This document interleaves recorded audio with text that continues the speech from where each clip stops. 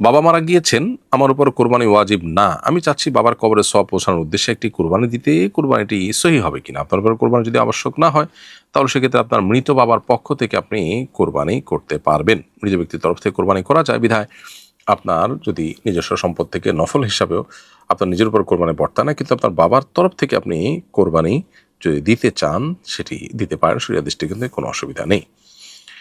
এরপরে প্রশ্ন হলো, নাজমা আক্তার, আপনি লিখেছেন, আমি কি আমার মেয়ের জামাই বা মেয়ের শ্বশুরের সাথে হজে যেতে পারবো? হজের ক্ষেত্রে মাহরাম কারা, বিস্তারিত জানতে চাই। দেখুন, যাদের সাথে আপনার দেখা দেওয়া জায়েজ এবং বিবাহ বন্ধনে আবদ্ধ হওয়া জায়েজ নয়, তারাই আপনার মাহরাম। যেমন আপনার বাবা, আপনার ছেলে, আপনার ভাই, এরা আপনার মাহরাম, আপনার চাচা। তো যারা আপনার মাহরাম তাদের সাথে আপনি হজে যেতে পারেন। আপনার মেয়ের জামাই, সে আপনার মাহরাম, তার সাথে দেখা দেওয়া আপনার জায়েজ, এবং মাহরাম হওয়ার কারণে তার সাথে আপনি হজে যেতে পারবেন। কিন্তু আপনার মেয়ের শ্বশুর অর্থাৎ আপনার বেহাই, তিনি আপনার মাহরাম নন, এবং সেজন্য তার সাথে আপনার দেখা দেওয়া জায়েজ নয়, এবং তার সাথে আপনার হজে যাবারও সুযোগ নেই। অর্থাৎ মাহরাম হিসাবে আপনি তাকে সাথে নিয়ে হজে যেতে পারেন না। তবে আপনার অন্য মাহরামের সাথে তিনি গেলেন, সেটা ভিন্ন বিষয়। অর্থাৎ জামাইয়ের সাথে আছেন, সাথে জামাইয়ের বাবা আছে, সেটা ভিন্ন বিষয়। জামাই আপনার মাহরাম হিসাবে কাউন্ট হবে, এবং তার সাথে আপনি হজ বা ওমরা বা সফর করতে পারবেন। আমাদের দেশে কোরবানির পর যত্রতত্র বর্জ্য ফেলে রাখার একটি প্রবণতা দেখা যায়, যা পরিবেশ দূষণের পাশাপাশি জনদুর্ভোগ সৃষ্টি করে। এ ব্যাপারে আপনার নসিহা কামনা করছি। খুবই গুরুত্বপূর্ণ একটি বিষয়। প্রতি বছরই আমরা বিষয়টিতে মানুষের দৃষ্টি আকর্ষণ করবার চেষ্টা করি। প্রথমত, ইসলাম আমাদেরকে পরিচ্ছন্নতার ব্যাপারে খুব বেশি গুরুত্ব আরোপ করেছে। দ্বিতীয়ত, রাস্তায় মানুষের কষ্ট হতে পারে এমন কোনো কিছু পড়ে থাকলে, অন্য কেউ ফেলে রাখলেও সেটা পরিষ্কার করা ইমানদারের ইমানি কর্তব্যের অংশ। অর্থাৎ ইমানের দাবি বা ইমানের শাখা হলো এমাতাতুল আযা আনিত তারিক, বা পথ পরিষ্কার করা। সেখানে আমরা কোরবানির বর্জ্য যদি যত্রতত্র ফেলে রাখি, রাস্তার ধারে, আশেপাশে, খালে বিলে, এমন কোনো জায়গায় যেখান থেকে দুর্গন্ধ ছড়ায় অথবা মানুষের জন্য অস্বাস্থ্যকর পরিবেশের ব্যাপার হয়ে দাঁড়ায়, তাহলে সেক্ষেত্রে আমাদের এই কোরবানি সওয়াবের পরিবর্তে গুনাহের কারণও হয়ে যেতে পারে। এজন্য প্রত্যেক কোরবানিকারীর কর্তব্যের অংশ হলো তার কোরবানি বর্জ্য তিনি নিজ দায়িত্বে মাটির নিচে দাফন করবেন এবং এমন জায়গায় ফেলবেন যেখান থেকে দুর্গন্ধ এসে মানুষের অসুস্থ বা অস্বস্তির কারণ না হয়। অতএব আসুন, আসন্ন কোরবানিকে ঘিরে আমরা প্রত্যেকটা মানুষ দায়িত্বশীলতার পরিচয় দিই এবং আমাদের কোরবানির বর্জ্য কোথায় ফেলবো সেই ব্যবস্থাটা আমাদের আগে থেকে আমরা করে রাখি। পশু জবের পর তার রক্ত যেন শুকিয়ে রাস্তায় দুর্গন্ধের সৃষ্টি না হয়, অস্বাস্থ্যকর পরিবেশের সৃষ্টি না হয়, সেজন্য আগে থেকে বালতি ভর্তি পানি রেডি রাখি এবং জবের পর দ্রুততার সাথে আমরা পানি মেরে সেটাকে ধুয়ে পরিষ্কার করে ফেলি, যাতে করে রাস্তায় এতে দাগ না পড়ে যায়, দুর্গন্ধ সৃষ্টি না হয়, মাছি এবং নানা পরিবেশ দূষিত হওয়ার মতো বিষয় যেন সৃষ্টি না হয়। সেই সাথে আমাদের কোরবানির পশুর যে সমস্ত বর্জ্য, বিশেষ করে যারা ভুঁড়ির ময়লা পরিষ্কার করে ভুঁড়ি খান, তারা দেখা যায় যে যেখানে সেখানে ভুঁড়িটা ফেলে দেন, ময়লাটা ফেলে দেন। এমনকি গোটা ভুঁড়ি যারা ফেলে দেন, সেক্ষেত্রেও যেখানে সেখানে ফেলে দেন এবং দুর্গন্ধ আশেপাশের পরিবেশকে প্রচণ্ড রকমের অস্বস্তিকর এবং অস্বাস্থ্যকর পরিবেশে পরিণত করে। অতএব এই জায়গা থেকে যারা কোরবানি করবেন, তার পশুর ভুঁড়ি বা ভুঁড়ির ময়লা, এগুলো তিনি কোথায় ফেলবেন তার জন্য জায়গা ঠিক করে সেখানে উপযুক্ত স্থানে একটি ভালো গর্ত করে ময়লা ফেলে আবার মাটির নিচে সেটাকে দাফন করে দিতে হবে। অতএব আসুন আমরা প্রত্যেকে যার যার জায়গা থেকে পরিবেশ রক্ষা এবং মানুষের কষ্টের কারণ যেন না হয় সে বিষয়ের দিকে সর্বোচ্চ সতর্ক থাকি, তাহলে ইনশাআল্লাহ আমাদের কোরবানি অর্থবহ হবে। আর না হলে এই কোরবানিতে আমি সওয়াবের পরিবর্তে গুনাহগার হয়ে যেতে পারি। এরপরে প্রশ্ন হলো, মানত করেছিলাম যদি আমার অমুক কাজটি পূর্ণ হয় তাহলে একটি কোরবানি দেব। এখন আমি প্রবাসে চলে এসেছি, আমি চাচ্ছি গরু কিনে কোরবানি না দিয়ে একটি গরুর সমপরিমাণ টাকা একজন গরিবকে দান করে দেব। এতে কি মানত পূরণ হবে এবং এতে কোনো সমস্যা আছে কি না জানতে চাই। প্রথম কথা হলো যে হ্যাঁ, কোরবানি যদি আপনি এরকমভাবে করেন তাহলে সেক্ষেত্রে কোরবানি করার মানত করলে কোরবানি করতেই হবে এবং টাকা সাদাকা করলে কোরবানির মানত আদায় হবে না। অতএব আপনি যদি মানতি করে থাকেন যে আপনার অমুক কাজটা হলে আপনি একটি গরু কোরবানি দিবেন, তাহলে সেক্ষেত্রে সেই কোরবানিটা মানতীয় কোরবানি হিসেবে আপনার পরে আবশ্যক হয়ে যায়, সেটি আপনাকে পূরণ করতেই হবে। এরপরে প্রশ্ন হলো, গরুর হামের মতো চুলকানি জনিত ফুসকুড়ি হয়েছিল, এখন ভালো হয়ে গেছে কিন্তু গায়ে দাগ রয়ে গেছে, এই গরু দিয়ে কোরবানি দেওয়া যাবে কিনা? আপনার বর্ণনা থেকে বোঝাই যায় যে এটা বড় কোনো ত্রুটি নয় যেটির ফলে কোরবানি বিশুদ্ধ হয় না। ওই পশু দিয়ে কোরবানি দিলে কোরবানি আদায় হয় না, গোশত খাওয়া হালাল হয়। এটি এরকম সমস্যা বলে মনে হয় না, যার ফলে একটু দাগ দাগ হয়ে গেছে শরীরে, এটা বড় ত্রুটির আওতাভুক্ত পড়বে না। এটা দিয়ে কোরবানি দিলে কোরবানি বিশুদ্ধ হয়ে যাবে। এমডি আলামিন আপনি লিখেছেন, বিয়ের 5 বছরেও আমাদের সন্তান হয়নি। ডাক্তার বলেছেন স্ত্রীর 2টি টিউব ব্লক থাকায় আইভিএফ ছাড়া স্বাভাবিকভাবে সন্তান হওয়ার সম্ভাবনা কম। এক আলেম কাবা শরীফে গিয়ে দোয়া করার পরামর্শ দিয়েছেন। আমার 3 লক্ষ টাকা ও পৈতৃক জমি আছে, আমার উপর কি হজ ফরজ হয়েছে নাকি ওমরায় যে দোয়া করব? ভাই আলামিন, এটি আপনার ব্যাপার, আপনি কোথায় গিয়ে দোয়া করবেন। তবে সন্তান সন্ততি বা যে কোনো আপনার আল্লাহর কাছ থেকে ভালো কিছু চাওয়ার জন্য আপনি বাইতুল্লাহ গিয়ে দোয়া করতে পারেন। সেখানে দোয়ার করলে কবুলের সম্ভাবনা অনেক জোরালো। তবে একই সাথে আপনি দোয়া কবুলের যে সময়গুলো আছে, ভোর রাত, তাহাজ্জুদের সময়, শুক্রবার, জুমার আসরের পর এবং আপনার প্রত্যেক নামাজের পর, বৃষ্টির সময়, বিভিন্ন সময় দোয়া কবুল হওয়ার কথা হাদিসে আছে, সেই সময়গুলোতেও আপনি দোয়া করতে পারেন। আপনার যদি মক্কায় গিয়ে আলাদা করে বাইতুল্লাহ গিয়ে আপনি আল্লাহর কাছে হাজির হয়ে আল্লাহর ঘরে গিয়ে দোয়া করতে চান, সেটা আপনি করতে পারেন। এর জন্য যদি পৈতৃক জমি বিক্রি করে আপনার ওমরা বা হজ করলে আপনার কোনো অসুবিধা না হয়, সেক্ষেত্রে আপনি সেটা করতেই পারেন। আর যদি আপনার সামর্থ্য না থাকে, বরং আপনার জন্য অনেক বেশি কষ্টের হয়ে যায়, তাহলে সেক্ষেত্রে আপনি আপনার নিজ জায়গা থেকেও দোয়া কবুলের সময় এবং স্থান যেগুলো হাদিসে বর্ণিত হয়েছে সেগুলোকে অনুসরণ করে আপনি দোয়া আল্লাহ তাআলার কাছে নিবেদন করতে পারেন। এরপরে প্রশ্ন হলো, আমার কাছে 6 ভরি স্বর্ণ আছে, বর্তমানে নগদ কোনো টাকা পয়সা নেই, আমার উপর কি কোরবানি ওয়াজিব? উত্তর হলো যে 6 ভরি স্বর্ণ শুধু আছে আর কোনো টাকা পয়সা নেই, এরকম যদি হয় তাহলে সেক্ষেত্রে আপনার উপরে কোরবানি ওয়াজিব হবে না। তবে স্বর্ণের সাথে যদি আর কোনো সম্পদ থাকে তাহলে সেক্ষেত্রে এটা যুক্ত করলে নিশ্চয়ই 52.5 তোলা রূপার সমমূল্য হয়ে যায়, সেই হিসাবে কোরবানি আবশ্যক হবে। এরপরে প্রশ্ন হলো, আমি একটি ফ্রিজ বাকিতে কিনতে চাচ্ছি, দোকানদার বলেছেন বাকিতে নিলে 60,000 আর নগদে নিলে 50,000 টাকা লাগবে, এভাবে ক্রয় বিক্রয় করা জায়েজ হবে কিনা? উত্তর হলো, যে কোনো পণ্য বাকিতে এক দাম আর নগদে নিলে আরেক দাম, একটু কম দামে, এভাবে যদি বিক্রয় করা হয়, বিক্রি করাও জায়েজ, কেনাও জায়েজ। তবে যেই মজলিসে ক্রয় বিক্রয়ের চুক্তি হবে সেই মজলিসে চূড়ান্ত হয়ে যেতে হবে যে আমি ঠিক কত দামে নিচ্ছি এবং কিভাবে নিচ্ছি, পুরো জিনিসটাকে স্পষ্ট এবং ক্লিয়ার করে ফেললে সেটি জায়েজ হবে। মহিলাদের দাওয়াতি কাজ করার পদ্ধতি জানতে চাই, আর মহিলারা দাওয়াতি কাজ না করলে কি আল্লাহর কাছে কৈফিয়ত দিতে হবে কিনা? আল্লাহ সুবহানাহু ওয়া তাআলা কোরআনে কারীমে বলেছেন, আল মুমিনুনা ওয়াল মুমিনাত বা'দুহুম আউলিয়া ওয়া বা'দ ইয়া'মুরুনা বিল মা'রুফ ওয়া ইয়ানহাউনা আনিল মুনকার ইলা আখির আয়াহ। অর্থাৎ ঈমানদার নারী পুরুষ একে অন্যের পরিপূরক এবং অভিভাবক, তারা উভয়ই সৎ কাজে আদেশ দিবে, অসৎ কাজে বাধা প্রদান করবে। এখান থেকে বোঝা যায় যে নারী পুরুষ সবাই যার যার জায়গা থেকে তার সীমাবদ্ধতাটাকে মাথায় রেখে দাওয়াতি কাজ করবেন। একজন নারী, তিনি তার পরিবারের সদস্য, তার ছেলে মেয়ে যারা তার অধীনস্থ, তাদের মধ্যে দাওয়াতি কাজ করাটা তার জন্য কর্তব্যের অংশ হয়ে যায়। কখনো কখনো তার সাধ্য অনুযায়ী দাওয়াতি কাজ করাটা তার জন্য উত্তম এবং জায়েজের বিষয় হয়। আবার মাহরাম ছাড়া দূরে সফরে গিয়ে দাওয়াতি কাজ করে সেটা নিষিদ্ধ হয়। এটা নির্ভর করে অবস্থার উপরে। তবে পুরুষদের জন্য যেরকম দাওয়ার কাজ মানুষকে ভালো কাজের প্রতি, কল্যাণের প্রতি, দিনের প্রতি, আল্লাহর দিকে, আল্লাহ রসুলের দিকে এবং আখিরাতে জান্নাতের দিকে আহ্বান করার এই কাজটি পুরুষের জন্য যেমন সওয়াবের, মেয়েদের জন্য সওয়াবের। তবে মেয়েদের অঙ্গনে দাওয়াতি কাজ করবেন এবং সকল প্রকার ফিতনা এবং শরিয়ার পর্দা বিষয়ক যে সতর্কতা আছে এবং বিধিবিধান আছে সেগুলোকে মাথায় রেখে মেনটেন করে তারপর তাকে এই দাওয়াতি কাজ করতে হবে। প্রতি বছর কোরবানি দেই, সেই নেশাব পরিমাণ সম্পদও আছে, কিন্তু সার্বিক বিবেচনায় আমি এখন ঋণগ্রস্ত। এবার যদি কোরবানি না দেই তাহলে গুনাহ হবে কিনা? উত্তর হলো, আপনার যে পরিমাণ ঋণ, আপনি ঋণী হয়ে গেছেন, আপনার যা সম্পদ আছে সেখান থেকে ঋণের পরিমাণটা মাইনাস করার পর যে সম্পদ থাকবে, সেই সম্পদ যদি নেশাব পরিমাণ হয়, 52 তোলা রূপা কেনার মতো হয়, তাহলে আপনার উপর কোরবানি আবশ্যক হবে, আর না হলে কোরবানি আপনার উপরে বর্তাবে না। আফরিন জাহান লিখেছেন, কোনো মেয়ে যদি স্বামী থেকে মহারণা নিতে না চায় কোনো অসুবিধা আছে কিনা? বোন আফরিন জাহান, কোনো অসুবিধা নেই। আল্লাহ রাব্বুল আলামিন কোরআনে কারীমে পরিষ্কারভাবে বলেছেন, স্ত্রী যদি তোমাদের মহারার কোনো কিছু ছাড় দেন তাহলে ফাকুলু হানিআম মারিআ, সেটা তোমরা খেতে পারো, ভক্ষণ করতে পারো স্বাচ্ছন্দ্যে। বিধায় একজন পুরুষ তার স্ত্রী যদি মহারণার পুরোপুরি তাকে ছেড়ে দেন যে আমি পুরোটাই তোমাকে মাফ করে দিলাম অথবা আংশিক মাফ করে দিলাম, তো এটা পুরুষের জন্য এই ছাড় গ্রহণ করতে কোনো অসুবিধা নেই এবং একজন নারীর জন্য এই ছাড় দেওয়ার এখতিয়ার আছে। বিষয়টি হলো, এটি নারীর অধিকার, এটি স্ত্রীর অধিকার, অতএব স্ত্রী তার অধিকার যদি ছেড়ে দেন, শরিয়া সেখানে কোনো প্রকার বাদ সাধে না। মূলত ব্যক্তি স্বাধীনতা ইসলাম কতটুকু একজন মানুষের জন্য নিশ্চিত করেছে সেটা এই বিষয়গুলো দেখলে পরিষ্কারভাবে বোঝা যায়।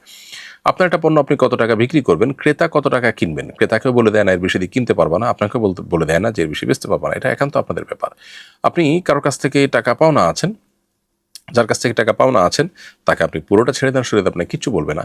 এবং আপনারটা যখন আপনি ছাড় দিবেন সেখানে আপনার বাবা কোনো আপত্তি করার সুযোগ নেই, আপনার স্ত্রী, আপনার স্বামী, কেউ সেখানে বাদসাদ বা সুযোগ নেই। পরামর্শ দিতে পারেন কিন্তু কেউ হস্তক্ষেপ করবার অধিকার সেখানে রাখে না। এই পরিমাণ ব্যক্তিকে স্বাধীনতা দিয়েছে ইসলাম। তবে আমরা আজকাল স্বাধীনতার যে মানে বুঝি সে মানে আসলে একেবারেই আপনার অবাস্তব এবং অসত্য। কারণ পরিপূর্ণভাবে এবং সব বিচারে যা খুশি তা করবো এই মর্মের স্বাধীনতা পৃথিবীতে কোনো মানুষেরই নেই। আল্লাহ তাআলা এতটা মানুষকে স্বাধীন করেননি। কারণ একজন মানুষের জন্ম, মৃত্যু, সময়, সুখ দুঃখ অনেক কিছু আছে যেগুলো আসলে তার নিজের স্বাধীনতা নিজের হাতে নয়। অতএব তাকে পুরোপুরি স্বাধীন, তিনি যা খুশি তা করবেন এটা বলা বরং অযৌক্তিক। বরং একজন মানুষ আল্লাহ তাআলার কাছে বাঁধা, আল্লাহ তাআলার গোলাম বা দাস বিধায় এই দাসত্বের জায়গা থেকেও আল্লাহ তাআলা তাকে বেশ কিছু স্বাধীনতা দিয়েছেন, সেগুলো পরিপূর্ণভাবে তিনি ভোগ করবেন। অতএব স্বাধীনতার মুখরোচক যে কথা সেটা এক জিনিস, আর বাস্তবতা আরেক জিনিস। শরিয়া আমাদেরকে বাস্তবসম্মত স্বাধীনতার নিশ্চিত করেছে। কোম্পানির প্রয়োজনে মাঝে মধ্যে আমাকে সফর করতে হয়। সফর অবস্থায় পড়ার জন্য সাধারণত আমি ব্যাগে কোরআন কারীম রাখি, কিন্তু ইস্তিনজার প্রয়োজন হলে সব জায়গায় ব্যাগ রাখার মতো নিরাপদ জায়গা থাকে না।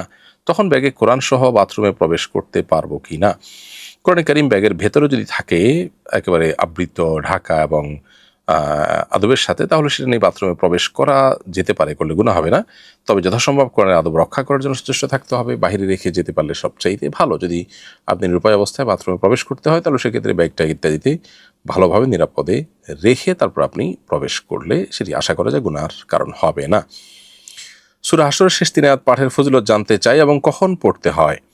সূরা হাশরের শেষ 3 আয়াতের পাঠের ফজিলত সম্পর্কে তিরমিজির একটি বর্ণনা মাআকিল ইবনে ইয়াসার রাদিয়াল্লাহু তাআলা থেকে বর্ণিত হয়েছে যে ব্যক্তি সকালে 3 বার আউযু বিল্লাহি সামিল আলিম মিনাশ শাইতানির রাজিম পাঠ করার পর সূরা হাশরের শেষ 3টি আয়াত তেলাওয়াত করবে, আল্লাহ রাব্বুল আলামিন তার জন্য 70 জন ফেরেশতা নিয়োজিত করবেন যারা তার জন্য আল্লাহর কাছে দোয়া করবেন সন্ধ্যা পর্যন্ত। এবং সে যদি ওই দিন মারা যায় শহীদের মৃত্যু হবে। এবং একইভাবে সন্ধ্যা যদি কেউ বলে তার জন্য সারা রাত 70,000 ফেরেশতা আল্লাহ নিযুক্ত করে দেন তার জন্য দোয়া করার জন্য, এবং ওই সময়ের মধ্যে মারা গেলে তিনি শাহাদাতের মর্যাদা লাভ করবেন বলে একটি হাদিস তিরমিজিতে বর্ণিত হয়েছে। তবে হাদিসের সনদ বা সূত্রকে মুহাদ্দিসগণ যায়িফ সূত্রে বর্ণিত বলে আখ্যায়িত করেছেন, অর্থাৎ এটি দুর্বল সূত্রে বর্ণিত একটি আমল।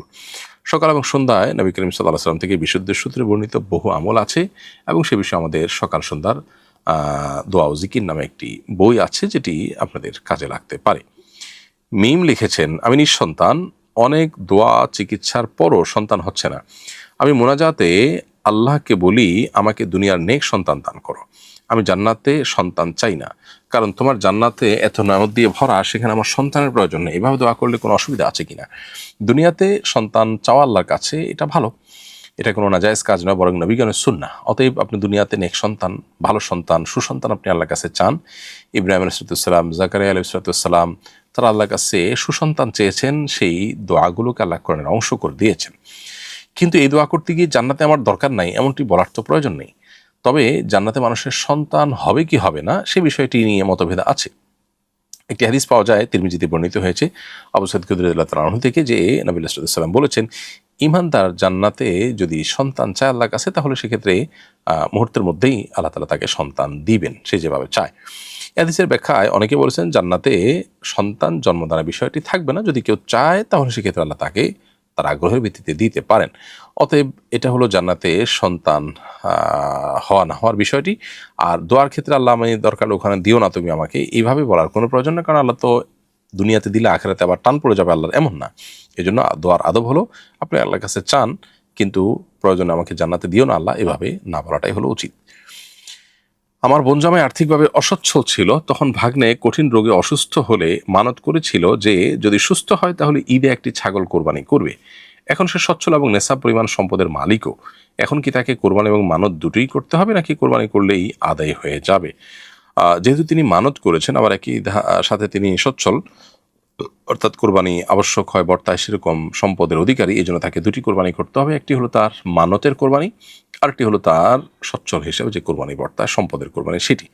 অতএব দুটি কোরবানি তাকে আদায় করতে হবে। আজমল আহমেদ সাব্বির লিখেছেন, রজমের শাস্তি কি স্থানীয় দায়িত্বশীল ও প্রতিনিধিরা বাস্তবায়ন করতে পারবেন? রজমের শাস্তি বাস্তবায়ন করতে হবে রাষ্ট্রপ্রধান কিংবা তার পক্ষ থেকে দায়িত্বপ্রাপ্ত ব্যক্তিবর্গ। এছাড়া কোনো স্থানীয় তথাকথিত প্রতিনিধি বা দায়িত্বশীল পর্যায়ে কেউ নিজের মতো করে রজম বা শরিয়ার কোনো হদ এটি বাস্তবায়ন করতে পারবে না। আমাদের দেশে প্রায় সময় শোনা যায় যে কোনো জেনার ঘটনা ঘটলে তারা এটার শরীর বিধান নিজের হাতে বাস্তবায়ন করবার উদ্যোগ গ্রহণ করেন। হ্যাঁ, এটা ঠিক। সামাজিকভাবে যখন বিচার হবে ক্ষতিগ্রস্ত ব্যক্তিকে আপনার ক্ষতিপূরণ দেওয়ার যে কোনো সাধারণ বিষয়ের কথা বলছি, তারপরে কোনো অন্যায় হলে সেটার বিরুদ্ধে প্রতিকারের উদ্যোগ নেওয়া যেতে পারে, কিন্তু শরীয়ী বিধান যেটা হদ এটা প্রতিষ্ঠা করবার জন্য নির্দিষ্ট শর্ত রয়েছে। ইব্রাহিম ইবনে শাহ আলম লিখেছেন, বর্তমান প্রযুক্তি নির্ভর বিশ্বে যেখানে আমাদের সন্তানরা প্রতিনিয়ত বিভিন্ন সংস্কৃতির প্রভাবে বড় হচ্ছে, তাদের ভেতরে দ্বীনি মূল্যবোধ ও নৈতিকতার জন্য বাবা মা হিসাবে আমাদের করণীয় কি? খুবই গুরুত্বপূর্ণ একটি প্রশ্ন ভাই ইব্রাহিম। এমন বাবা মা সমাজে পাওয়া খুবই কঠিন হয়ে গেছে যেই বাবা মা সন্তানদের নিয়ে পেরেশান নয়। সন্তানদের জন্য এত কিছু করার পরও সন্তানরা অনেক বেশি অ্যারোগ্যান্ট, তারা হেদায়েত থেকে বিচ্যুত হয়ে যাচ্ছে, তারা নষ্ট হয়ে যাচ্ছে। এটি গোটা বিশ্বব্যাপী আমাদের তরুণ এবং টিনেজারদেরকে ধ্বংস করবার যে নীল নকশা আছে সেটির কুফল। অতএব এ সমস্ত ফিতনা এবং বিশ্বব্যাপী যে ইসলাম এবং মুসলিমদের বিরুদ্ধে চালানো ষড়যন্ত্রগুলো আছে সেগুলো সম্পর্কে আমাদের অ্যাওয়্যার হওয়া, সচেতন হওয়া, এটা হলো সবচেয়ে বড় এবং গুরুত্বপূর্ণ কাজ। এবং সেটি যদি আমাদের আল্লাহ তৌফিক দান করে আমরা অ্যাওয়ারনেস আমাদের মধ্যে আনতে পারি, তাহলে সেক্ষেত্রে তার আলোকে আমরা অনেক স্টেপ নিজেরাই নিতে পারবো এবং কী কী স্টেপ নেব সেটা আমাদের জন্য বোঝাটা অনেক সহজ হয়ে যাবে। দ্বিতীয়ত, সন্তান জন্ম থেকে নিয়ে বরং সন্তান পৃথিবীতে আসা আগে থেকেই ভালো জীবনসঙ্গী বা সঙ্গিনী খোঁজার যে নির্দেশনা শরিয়া দিয়েছে সেটার একটা উদ্দেশ্য এটাও যেন সন্তান নেক হয়, সৎ হয়, আল্লাহভীরু হয়।